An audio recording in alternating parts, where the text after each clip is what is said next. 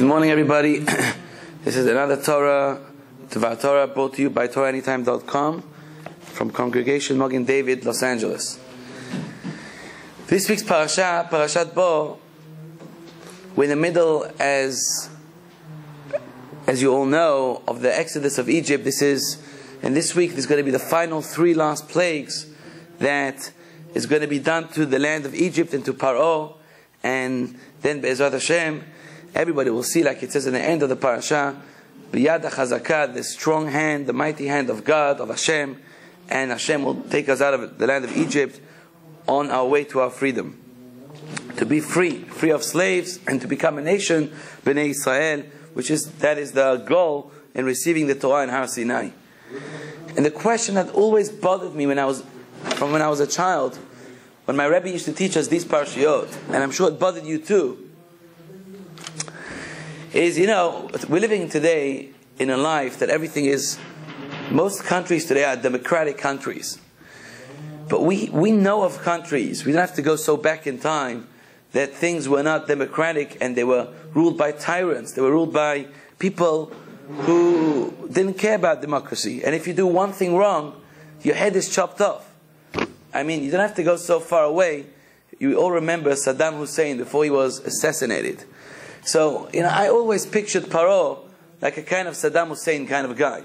I mean, you do one thing wrong, you say one thing wrong, there's no judgment over there. Your head is chopped off straight away. You're mass murdered over there. He killed thousands of people. One word wrong, you step in the wrong place and you're done, you're finished. And, the tyranny of Saddam Hussein wasn't a long time ago, it was a few years ago. Here we're talking about over 2,000 years, close to 3,000 years. We're talking about Paro, the biggest tyrant in the world, the biggest power in the world.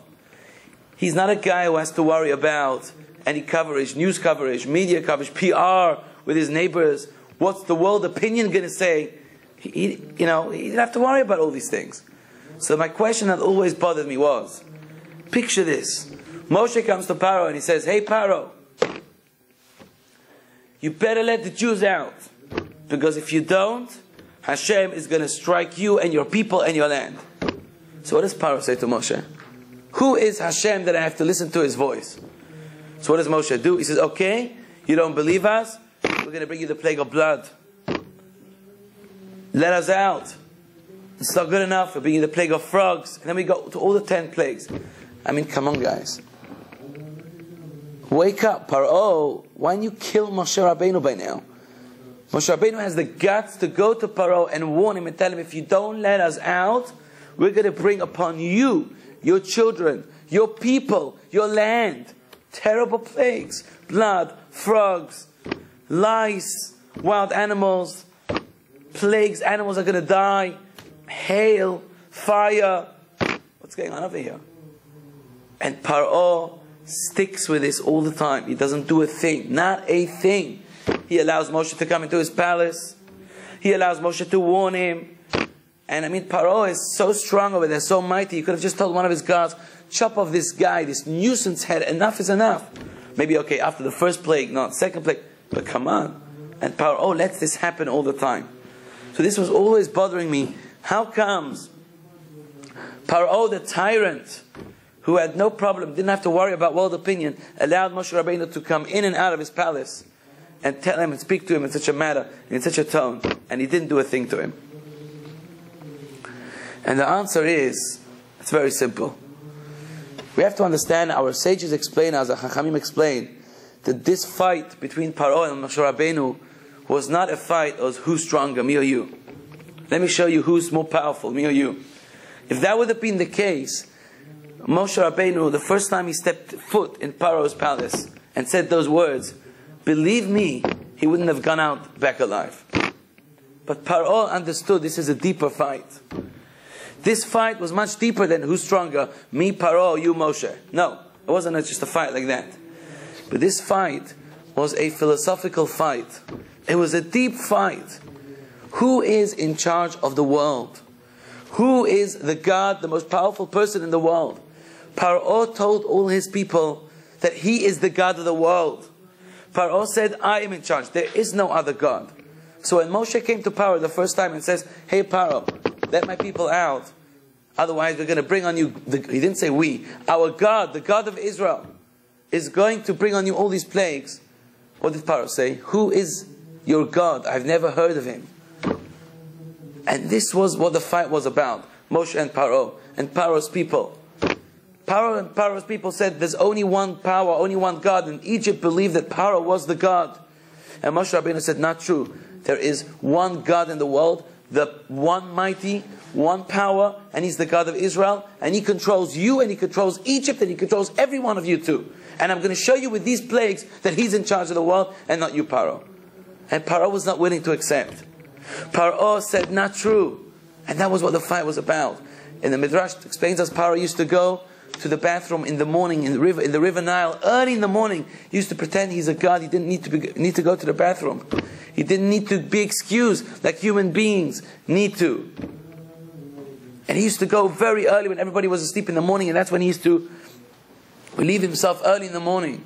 And Moshe used to purposely go and meet him at that time, because he used to tell him, I know what you're doing. You think you're the God? You're not a God, you're a fake. And you have to understand, ladies and gentlemen, that in those days, this was the topic. This was what everybody in Egypt was speaking about. Who's more powerful? Is the God of the Jews the only power in the world? Or are the Egyptians powerful? People used to speak about philosophical things, lofty things. It wasn't like today you go to a coffee bean here in California, a Starbucks, you drink a coffee, and people here are talking about who won last night's sports game, who won, what's going on today in the sports world, what's going on today in the celebrity world. No! It used to be in those days, people used to speak deep, deep talks with one another. And this was the topic. You can imagine everybody in Egypt was speaking about it. Friends, neighbors, who's going to win this war? Is it the Jews? The God of the Jews? Is He the only power? Or like the Egyptians are saying, Paro is the only power. And to prove you this, that's why Paro couldn't kill Moshe Rabbeinu till he couldn't touch it. Because if he would have killed Moshe Rabbeinu, then the war is over.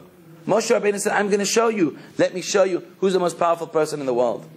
Let me bring you all these plagues till you give up and say, your God, our God, the God of Israel is the most powerful. And that's why Paro couldn't touch him. If he would have killed him, then Paro couldn't prove anybody wrong. Paro wanted to prove the world wrong, that he's the most powerful person. The biggest proof is this week's Parashat is the last plague. The last plague, now you have to understand, they already have a track record of 9 plagues. That everything Moshe said is going to happen, happened. The blood came, the frogs came, the lice came, the wild animals came, everything came. And here Moshe says, this is going to be the last plague, and you're going to let us out. What is the plague? Every single firstborn is going to die around midnight. As soon as it hits midnight, around midnight, every single firstborn in your country, Paro, is going to die. Now, I have news for you. Paro himself was a firstborn. Not only was he a firstborn, Paro had a son who was supposed to take the next throne, who was a firstborn, who he cherished and perished, and he cherished very much. He looked after so beautifully. And look what it says when God made the firstborn, the plague. What does it say? Vayhi b'chatzi halayla. It was in the middle of the night, at midnight. And God struck every single firstborn in Egypt, from the Bechor of Paro, from Paro's own Bechor, who was killed, who was sitting on the throne, until even the Bechor of the captives, the maidservants. Every single firstborn was killed. How did Paro find this out, that everybody was killed? You know how? He was in bed, he was asleep. The Torah tells us, Vayakom Paro, Paro got up. Says Rashi, our sage, one word. Rashi doesn't normally say one word. What does Rashi say? Vayakom Paro, mimitato, from his bed. What does Rashi need to tell me that Paro got up from his bed? Obviously Paro got up from his bed. Where else does Paro get up from in the middle of the night? What's Rashi coming to tell me here? You know what Rashi's coming to teach me? How could Paro even go to sleep that night? Moshe tells him, your firstborn, your son is going to be killed. He himself should have worried about his own life. But he only got up. He only heard about the death of all the firstborns because he went to bed that night. And he got up because he heard all the screaming in Egypt in the middle of the night. He got up from his bed. Says Rashi, one word. Mi tato, from his bed. He went to sleep. how could anyone, me or you, or any normal person, be able to have a night's sleep, a normal night's sleep that night? He had to get up from his bed. The answer is, only Paro could have to go. He had to go to sleep. Because if he would not have gone to sleep, then Moshe would have won this war already. Then he would have believed in Moshe, he would have given in to himself, and he would have said, you're right, this is going to happen. And therefore, your God is the most powerful God. Paro had to put himself to sleep because he was fighting this personal war with Moshe Rabbeinu. Who's more powerful? Is it your God or am I the God? And therefore, he had to prove him that he doesn't believe him, and he had to go to sleep. But even though the last 9 plagues, Moshe Rabbeinu, whatever he said, happened, came, was true, doesn't make a difference. You know what this is called? Paro in Hebrew we call it, he was so nogea bedavar. He was so invested in his own personal ideas that he was so blinded. You ask any person, go up to Paro and say, Paro, hey, relax. Take it easy. Don't sleep tonight because it's going to happen. Everything Moshe and the Jews said so far happened. So don't go. Paro's going to tell you, no, it's not going to happen. How can it be? Because he's blinded. Our sages teach us when a person has their own personal agendas, when that's what they have, they become blinded and they don't see the truth. And that's what happened over here, ladies and gentlemen, to Paro. You could tell me, what do you mean? Is he blind? He saw the first plague. He saw the second plague. He should have given up a long time ago. Not only did he not give up, he even went to bed in the night when his own life was at stake. You know why? Because he himself had this personal agenda to prove Moshe that he is the God and there's no other God. And when a person gets involved so much with a personal agenda, he becomes blinded. Yes, he was blinded. And that's what happened to Paro. And that's why Paro never killed Moshe Rabbeinu. But in the end of the story, after this one, it was too late. Paro realized it's over, and he let the Jewish people go out. We see from this story what personal agendas can do to us. Just to remember another thing, that Paro actually did believe in a God once. When Yosef came out of prison, and Paro said to Yosef, I heard that you could tell me the dreams. What did Yosef say to Paro? Wrong. Elokim ya'aneh shalom Paro. God of the Jews is going to answer the dreams of Paro. And what did Paro say at that time? You're right. Yosef, you're a man of the Spirit of God. So you can ask yourself, how comes now suddenly Paro doesn't believe in God? You know why? Because Yosef used the word Elokim. Elokim is the God that created the world. When God created the world, He used the word Elokim. Bereshit bara Elokim. God created the world in the beginning. Vayomer Elokim yehi or. God said it's going to be light. Vayar Elokim kitov. And God said everything is good. Always throughout the creation of the world was Elokim. So Paro believed that there was a God. He created the world. But after God created the world, God forbid, there's no more God anymore. At this time, when Moshe came to Paro, and he says to Paro, let my people out. What word did Moshe use? He didn't use the word Elohim. He used the word Hashem, Yud Kei Vav Kei. So Paro says to Moshe, Mi Hashem. Who is this Yud Kei Vav Kei? Asher Yeshma B'Kolo. That I should listen to his voice. There's no God anymore. God was the Elohim God. He created the world. He went to sleep. I'm the God now. There is no God anymore. And that was what the fight was all about. Paro had this personal agenda that he had to prove Moshe wrong. That's why he could even go to sleep in the night when his life was at stake. The message is for us that in life sometimes we live our lives and we have a personal Paro inside of us too. We also have personal agendas sometimes. And when we do that, we become blinded. We don't see the truth. And we ask questions about Judaism. We ask questions about all different types of things in life. Because we always also have this personal agenda. We want to get through life in a certain way, in a certain fashion. And we don't like it that sometimes rabbis bother us, or the synagogue bothers us, or tzedakah, people who come and ask for charity bother us, because it's disturbing our life. We want it easy. We want to take it calm. We want to, leave me alone. Today's a Sunday. Let me relax. Or come on, Rabbi, go to shul on Sunday mornings. Are you out of your mind? And these are the things sometimes that when we have these personal agendas, we become blinded. We have this little Paro inside of us too, in a small way. And we have to remember, the Torah is telling us, Look at what God and Hashem, the Torah, wants from us. There's one Hashem in the world. We showed Paro he was wrong, and God has shown everybody else that they're wrong. We have this beautiful Torah.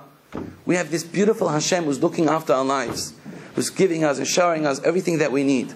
Let's take away all our personal agendas and get to the truth. There's only one truth. The truth is there's one Hashem and there's one Torah, and Am Yisrael is one too. Have a beautiful week.